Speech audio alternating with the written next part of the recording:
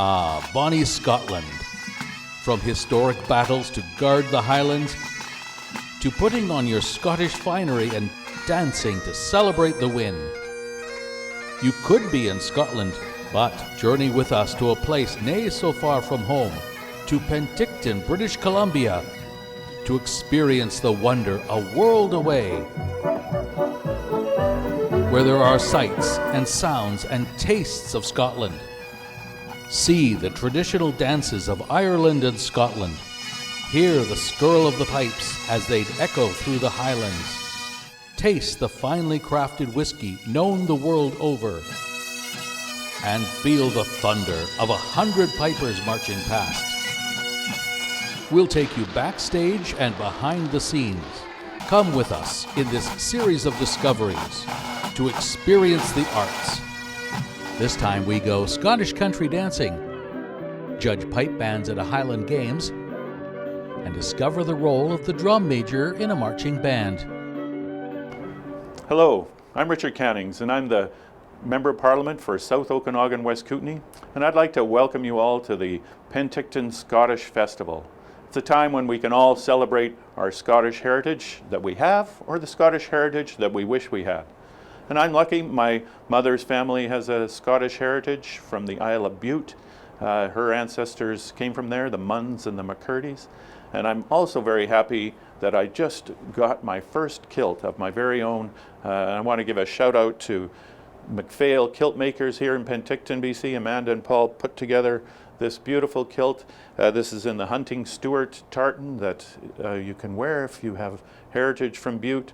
And it's just so good that I feel all my life I've wanted a kilt to wear at the Scottish Festival, so I'm so glad it was made just in time for this message. And the tie, of course, is the maple leaf tartan that I thought would be good, you know, representing Canada. And of course there'll be Scottish dancing, sword dances, Highland flings, and Scottish country dancing. I used to be part of a band called Naramata's band, and we played for Scottish country dances. It was a most wonderful thing. I was very much a B grade fiddler, but I enjoyed it, and I could hide behind the good players. But Scottish music is so much fun, dancing is so much fun, so there's that aspect as well. Again, this is a festival to celebrate Scottish traditions and heritage in all forms. You can listen to pipe bands and pipers competing and hear from the judges on what they're listening for. I mean, we all know pipe music is the best music in the world, but the judges can tell us what they look for and listen for in really good piping.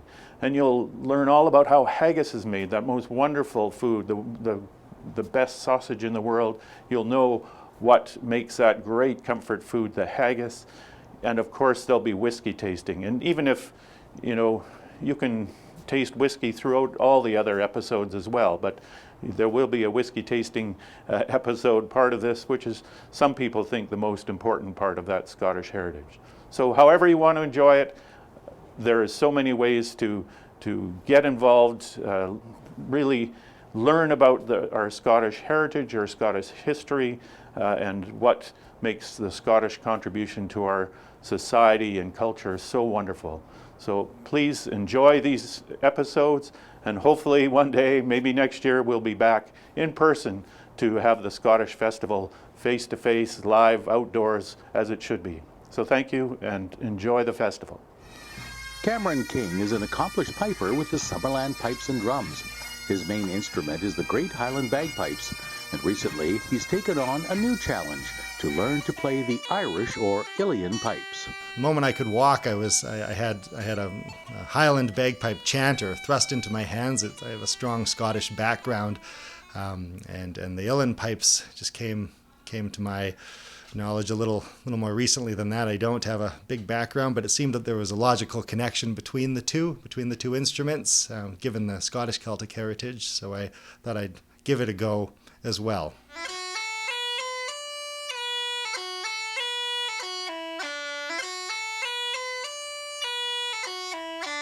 I took on this instrument about a year ago now, and I was able to to get some local instruction from Graham Burley, my pipe maker, but there's not that many people around locally who play this instrument, so I looked online and found some great musical resources that way, and I've been taking it in baby steps, one step at a time. It's definitely a steeper learning curve than I thought. I thought I might be able to transition from one instrument to the other when there's not as much in common between the two as I initially thought or hoped for. I've played the Highland bagpipes for most of my life. I've played since I was 9 years old. I thought it would be a neat experience to take on an additional Celtic hobby and musical instrument, and this has certainly been a journey for me, and it will be a lifelong journey for me. It's quite a different instrument from the Highland pipes that I've spent a lot of time with. You don't quite get the blustery outdoor weather with the Irish pipes. It's more of an indoor sitting down instrument. You're able to jam more easily than you would be with the Highland bagpipes. When you're playing the Highland bagpipes, people play with you, but it's hard to play with them sometimes. So it's really neat in that regard, and the music is more open to improvisation and ornamentation as one wants, and you can get as creative or rigid as you like, which is a very different experience for me.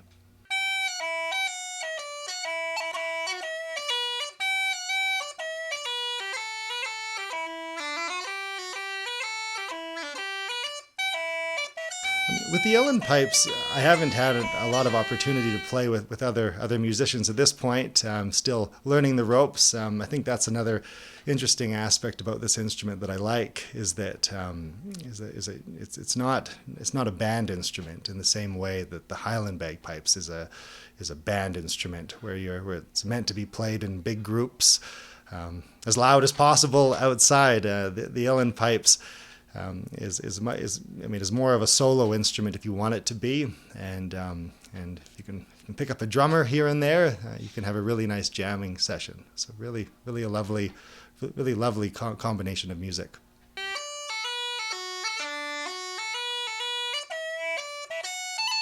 It's not my second nature yet, but I'm learning, and the note structure is entirely different from the Highland pipes. I think that's also something that I didn't quite expect with this instrument. It seems exactly the opposite. You put your fingers on the chanter, expect them to do something else, the way the music is written, but an entirely different sound comes out. So it seems revisiting some of these old tunes that I've known for years, and it's almost like relearning them altogether. It's a really neat way to spend some time and using a different part of your creative mind and ability to play these Celtic instruments. And I think they're a lot of fun. You meet a lot of really interesting folks, and I've certainly enjoyed playing both the Highland pipes and the uilleann pipes, and the journey that it's going to take me on for years to come. Big face!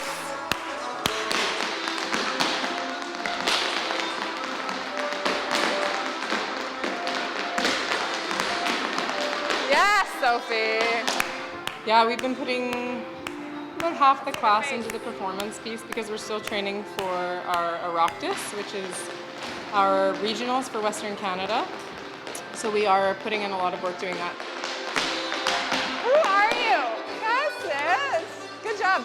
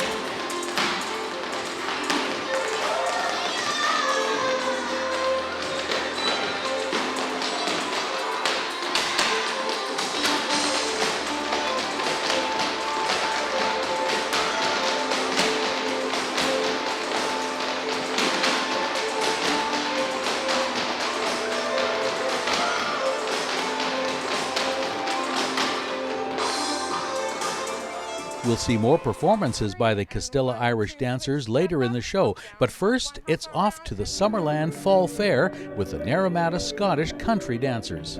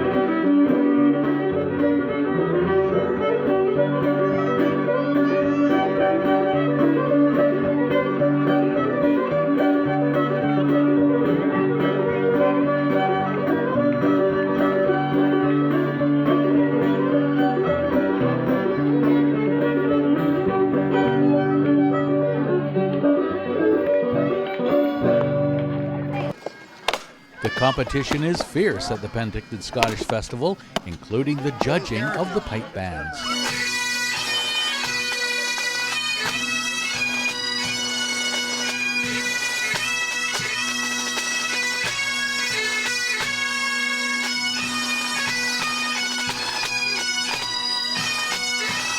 I've been playing for over 48 years. I'm a member of Simon Fraser University Pipe Band, and I'm also in the World Solo Championships in piping as well, and I teach full-time, and I give clinics and I judge throughout the United States and Canada. I'm judging ensemble, so I'm looking for a little bit of everything in the band as opposed to the piping judge and this drumming judge, which consists of 2 piping judges, 1 ensemble judge, and a drumming judge. So I take the whole aspect of how I put things together from the pipe corps point of view, to the snare corps point of view, to the midsection point of view, and put it all together to see how they play together as a unit. That's my job. Quick, march.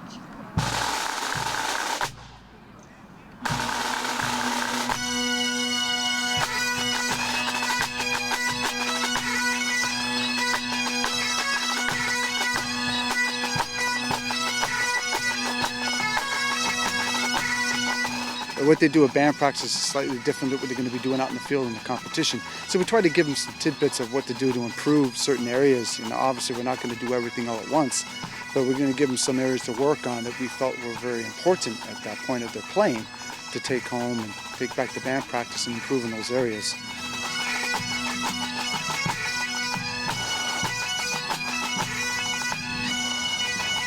Basically listening to the bands, what they have to come up with, what type of music they're playing, the ability, what surprises they might have for us, innovation.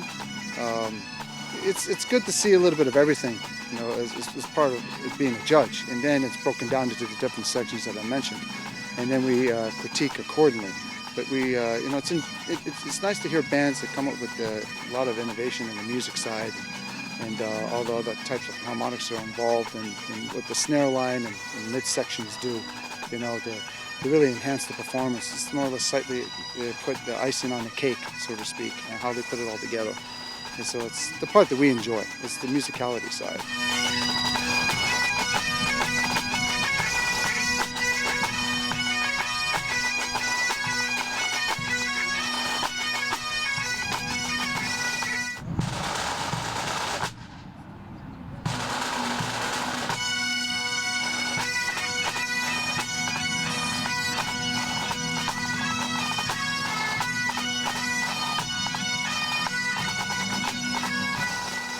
What we try to do is give a positive aspect in how we put everything together, whether it's pipers or drummers, and give them something to work for. And we try to be a good role model by helping them, try to nourish their development, so they become better players in the future. And any questions they might have, they would easily come up to us and ask. And any way we can help them, we will. But we try to be as positive as we can as judges and outside of being a judge. More of an instructor role as opposed to a judging role. And see what we can do to help their music abilities to improve.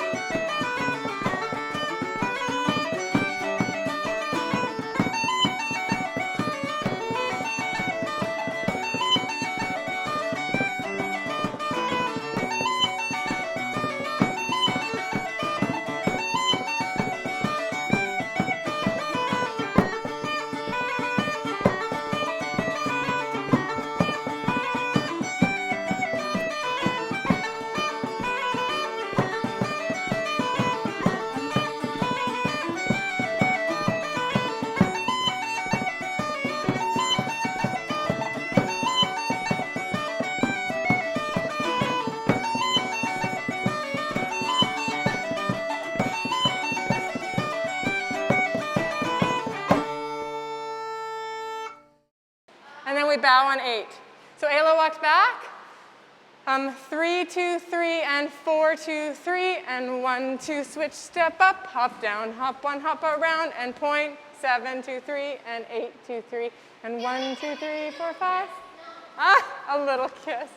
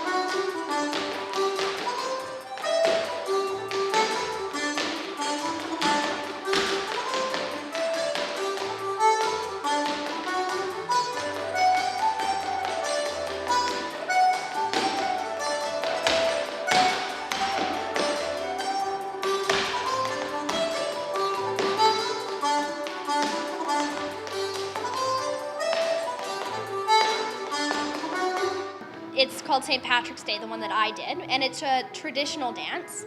I did the Molyneux version, which is just like a fancier version, it's an older version, versus the traditional St. Patrick's Day, which has been simplified so that younger students can learn it, and it's easier to dance, but I did like more advanced one, which is still traditional, but I just prefer it because it's a little bit more fun.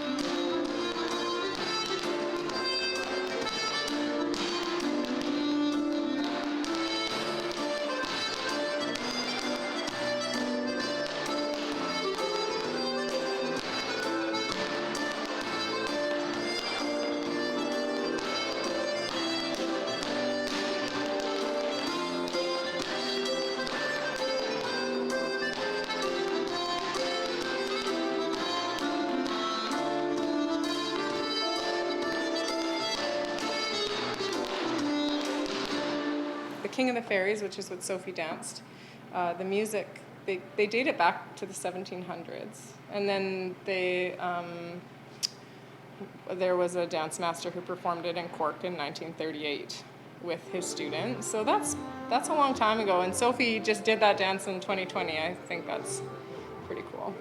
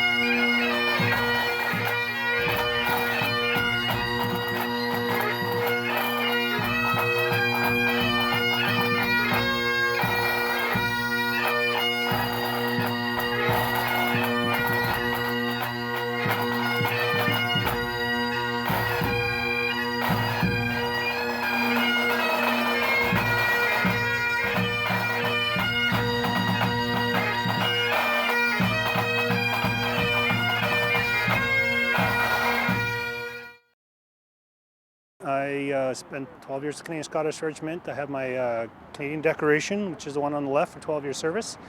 I spent 6 months in Cyprus in 1988 as a UN peacekeeper. I'm on my 26th year being a member of this pipe band society. Pretty much I was recruited right away to be the drum major.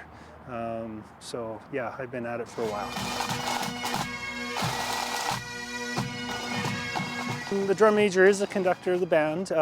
Music has already been in place already, and that's usually organized by the pipes major himself and the pipe sergeant and the drum sergeant.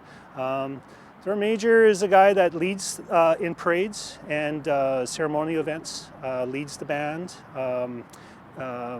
There's situations where verbal commands can't be used, so that's why the drum major uses his mace for wheels and cutting off and counter marches and such. And the mace is a tool in conveying direction for the organization and helps them keep in line. Your first command has got to be strong so that people know that you are in charge and you are giving them some direction. Attention! And you don't want to catch them off guard. So the first command, band, is simply that, is to get their attention. Then they're expecting something. They know usually what it's going to be. And yes, I am checking out the pipe major to see what timing he wants to start this piece at, and I'm counting the time with him. And he's giving me the indication about how fast he wants to play it, and I will call it out, as in drums by the right, quick march, boom, boom, boom. So that is how I set the time. Great Hill, battle's over! By the right, quick march!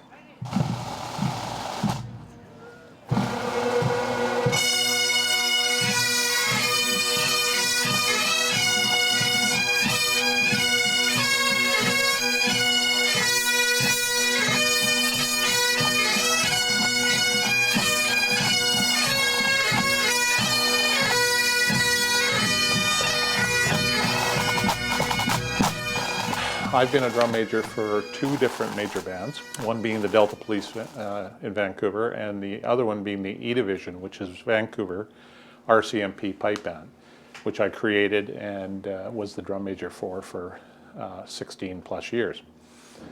The drum majors and drummers actually were introduced in the British system to pipe bands through the military in about the mid to early 1800s.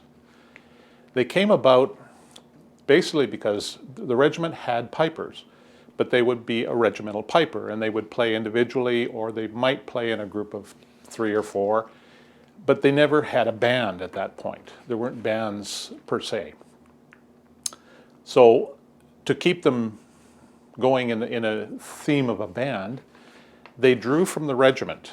And most of the regiments had military brass bands, and so they drew from those people to become the drummers and drum major for the pipers. And pipers and pipe bands were created, basically. That's one of the reasons why a lot of pipe bands that wear traditional uniforms, the drummers wear red, and the pipers wear full Highland gear, because the drummers were originally assigned to the regiment. Pipes and drums by the center! Quick march! Drum majors, when they came on board, they had to have a job. So for the regiment, they were required to do a lot of the administrative duties. Plus, they were also a key member in dealing with dress and deportment.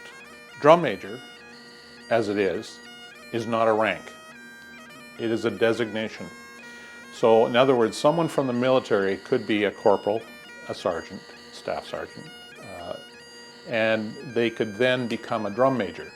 They don't become a different rank. They are still that same corporal, sergeant, staff sergeant, but they have the designation, and the designation is for life. In the British Army, they came up with the name drum major, and it became quite the way to go. So other countries in the world began to try to emulate what they were doing. And one of the things that France did, for instance, France created their same person, but they called him a colonel of drums because a colonel is higher than a major. Well, the British wouldn't put up with that. So the British came back and said, no, ours is a drum major general. So there was a bit of a contest going on as to who was going to get the most senior of the group. But that's where the term came from, and it all evolved back down to drum major. And drum majors and drums major are very common in the Commonwealth area. We all fall under that same kind of umbrella.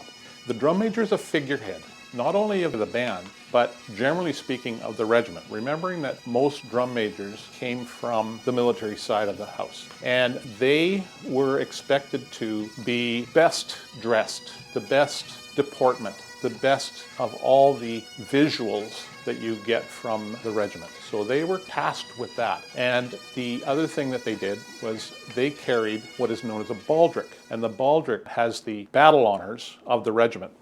This happens to be the baldric of the RCMP, and we were involved in 5 different battles, and we are recognized for them. The other thing that some regiments do is on the head of the mace, they will also put the battle honors. But it's become financially prohibitive to do that now. So you find that it's mainly done by regiments with any kind of money background. The purpose of the mace for the drum major is to give direction to the band and allow them to move in a uniform manner.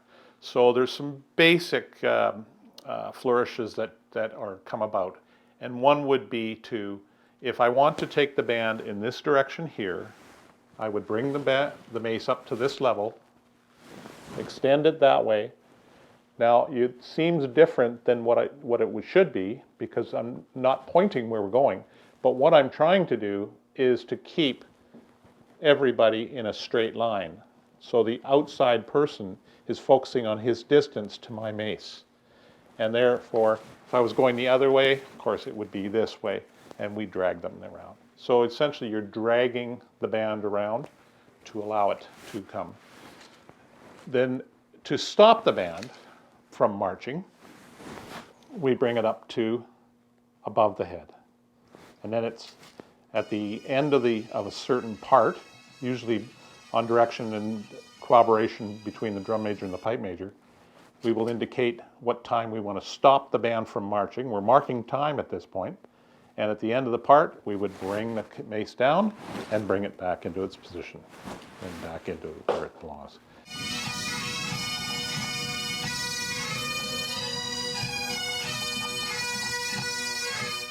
Then to stop the band from playing, the physical act of playing, it would go from here to here to here. And if a drum major is on the ball, and should be, he is giving the timing for the double beats by doing a jerk of the drum. And they would know then that that is the end of the part. At the end of the part, brings it back to the normal, drops it down, back into the position.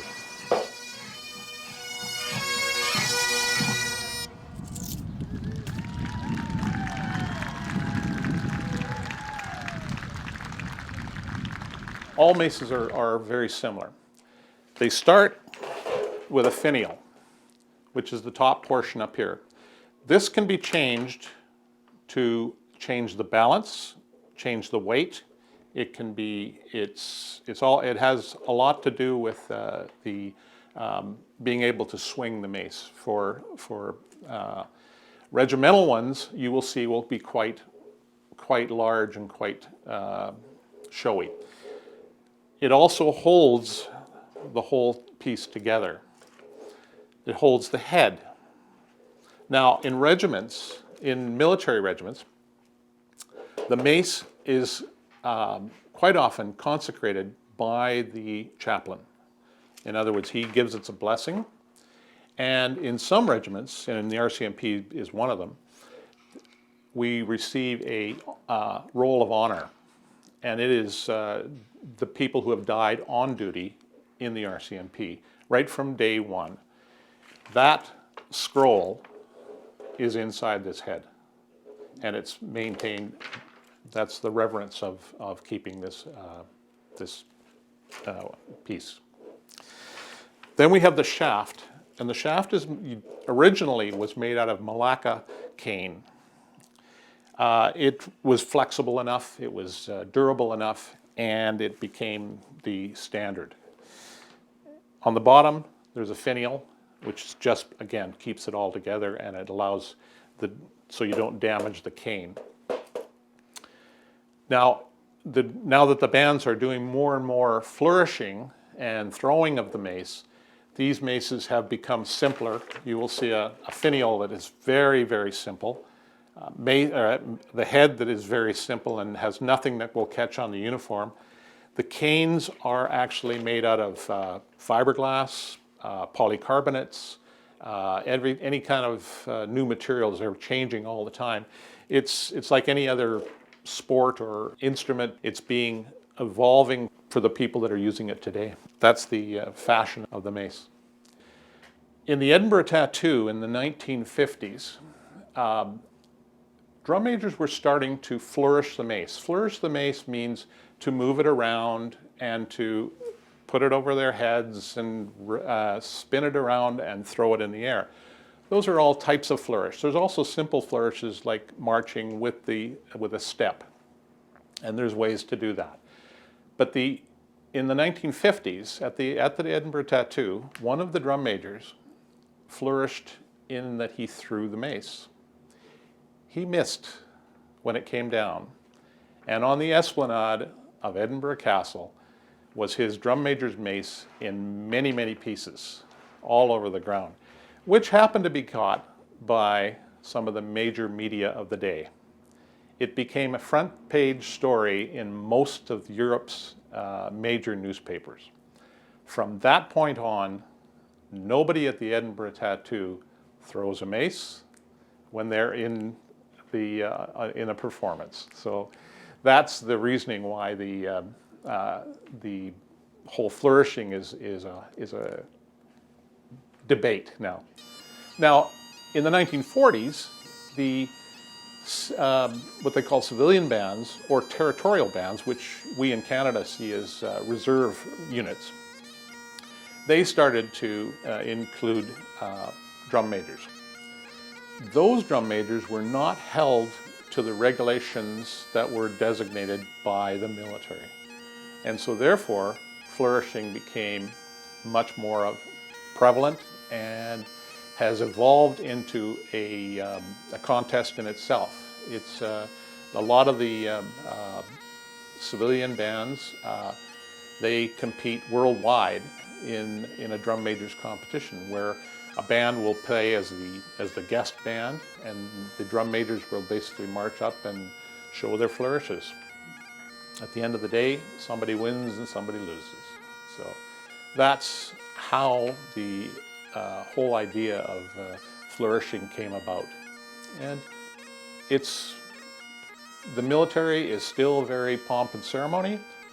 The civilian side is very much flamboyant and much more flashy.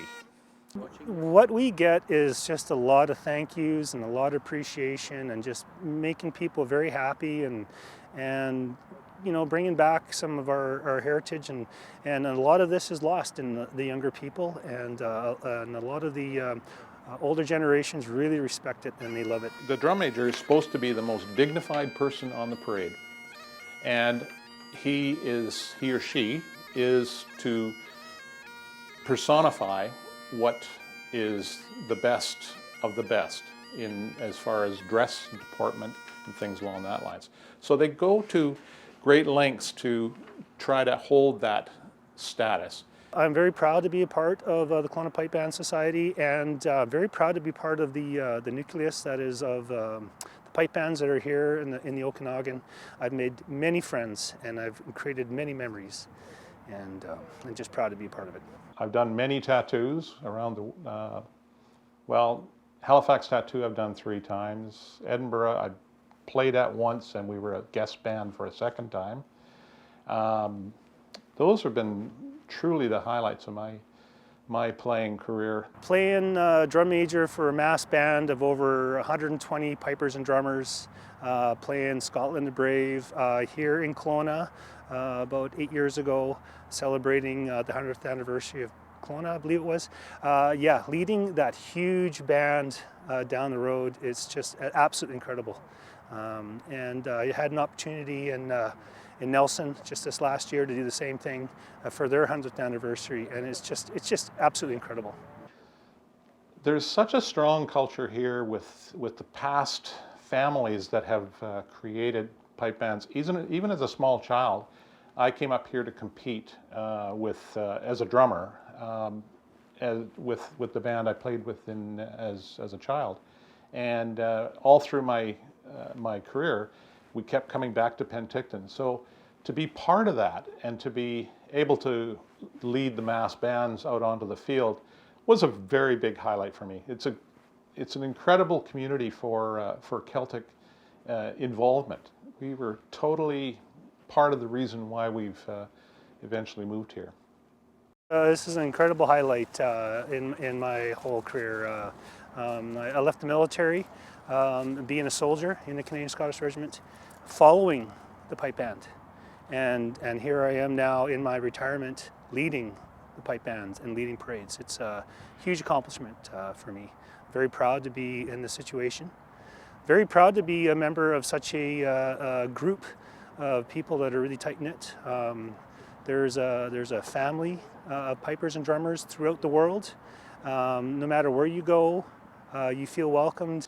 The most impressive day I ever had was on 2 separate occasions in the Edinburgh Tattoo, marching out through the front gates, and there's 5 drum majors walking across the bridge, and we're the first ones walking onto the Esplanade, and it's probably the most, if my chest swelled anymore, there'd be no buttons left. They were so impressive and a highlight of my life, my career.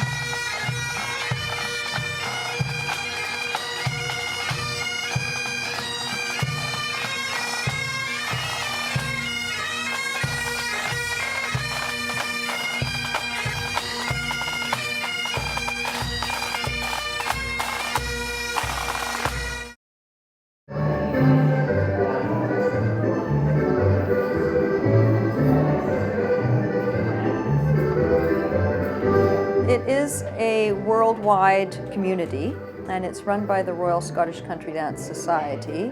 So there were 2 ladies, Jean Milligan and Isabel Stewart, who realized that this dancing was sort of floating by the wayside.